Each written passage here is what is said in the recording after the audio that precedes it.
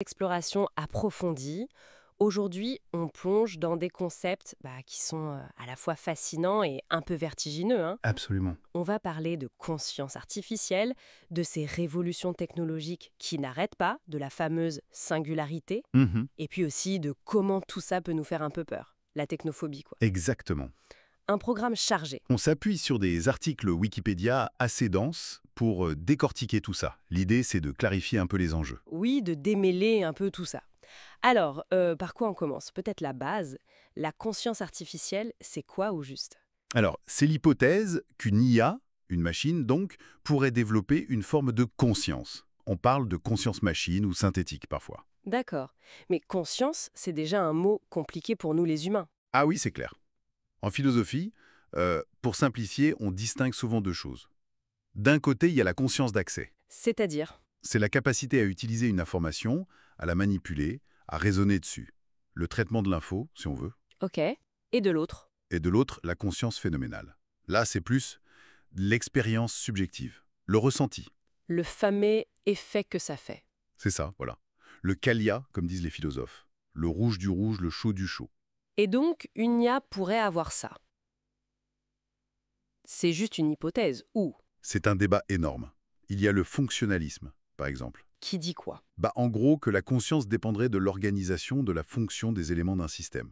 Peu importe si c'est des neurones ou des puces électroniques. C'est l'idée, oui. Si l'organisation est la même, la conscience devrait émerger. C'est assez contre-intuitif pour certains. Carrément, l'idée que notre moi pourrait être copié sur un autre support? Voilà. D'autres théories, bien sûr, insistent sur l'importance du substrat biologique. Le débat est loin d'être clos. Et tout ça, ça arrive dans un contexte d'accélération technologique. Exactement. On vit des révolutions technologiques. C'est pas juste une petite amélioration par-ci, par-là. C'est plus radical. Oui, ce sont des périodes où une techno en remplace une autre très vite. Et ça change toute la société. La révolution industrielle, la vapeur. La révolution numérique, Internet, Tout à fait. Et là, on serait dans la 4e révolution industrielle. avec l'IA, les robots, les objets connectés. C'est ça. Un changement profond, encore une fois. Le progrès n'est pas linéaire, il avance par vagues. Et la prochaine vague, elle pourrait nous amener à la singularité. Là, ça devient vraiment spécial. Oui, on y vient. La singularité technologique, c'est ce point théorique où le progrès deviendrait tellement rapide Qu'on ne comprendrait plus rien. qu'on ne contrôlerait plus. C'est un peu l'idée. Incontrôlable, irréversible.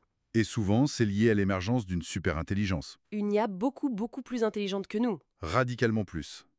L'idée clé, c'est l'explosion de l'intelligence. Une IA qui apprend à s'améliorer elle-même. Et elle le ferait de plus en plus vite. De façon exponentielle, oui. C'est ça le cœur du concept. Des gens comme Vinge ou Kurzweil en parlent beaucoup. Kurzweil donne même une date, 2045. Oui, il s'est risqué à une prédiction. Après, bon, c'est une hypothèse, hein. Mais ça soulève des questions immenses. Potentiel incroyable ou danger absolu. C'est toute l'ambiguïté. Ça pourrait résoudre tous nos problèmes ou être notre dernière invention. Stephen Hawking le disait, Oui, j'ai lu ça. le plus grand événement de l'histoire humaine ou le dernier. Glaçant. En même temps, il y a des critiques. Pinker qui dit que c'est pas juste une question de puissance de calcul. Et Lanier qui insiste sur le fait qu'on a toujours notre mot à dire, que ce n'est pas écrit d'avance. Exactement. Ce n'est pas un déterminisme technologique inéluctable. Nos choix comptent. Mais cette accélération, cette complexité, cette idée d'être dépassé, forcément ça peut générer de la peur, non? La technophobie? Bah oui, bien sûr. Et ce n'est pas d'hier. La technophobie, la peur de la technologie, ça existe depuis longtemps. Les Ludites au XIXe siècle. Par exemple, ils cassaient les machines qui menaçaient leur travail. Aujourd'hui, c'est la complexité, l'impact sur l'emploi, sur nos vies. Ça crée de l'anxiété. Oui, des études montrent qu'une partie de la population ressent ça, parfois fortement, Et puis, il y a des choix assumés, comme les Amish. qui filtrent la technologie pour préserver leurs valeurs. C'est ça. Ils ne sont pas contre par principe, mais ils choisissent très sélectivement. Donc, si on essaye de rassembler tout ça, on a d'un côté une course folle à l'innovation, à la puissance, Mhm. et de l'autre, les bouleversements, l'incertitude, les peurs. Surtout quand on touche à l'intelligence, à la conscience. C'est exactement ça. Une tension fondamentale. Et ça nous renvoie à une question de fond présente dans les textes qu'on a regardés, même en science-fiction. Comme la nouvelle de Greg Egan. Oui, apprendre à être moi. Si une machine, un réseau neuronal, pouvait imiter parfaitement notre cerveau, fonctionnellement parlant, Capturer toutes les relations de cause à effet. Voilà. Où serait notre moi? Notre identité, est-ce que c'est lié à notre corps, à notre chair? Ou est-ce que ça pourrait être transféré, copié, si la fonction est la même? C'est la question vertigineuse que pose le fonctionnalisme poussé à l'extrême. Qu'est-ce qui nous définit vraiment, au fond? Le support ou la structure?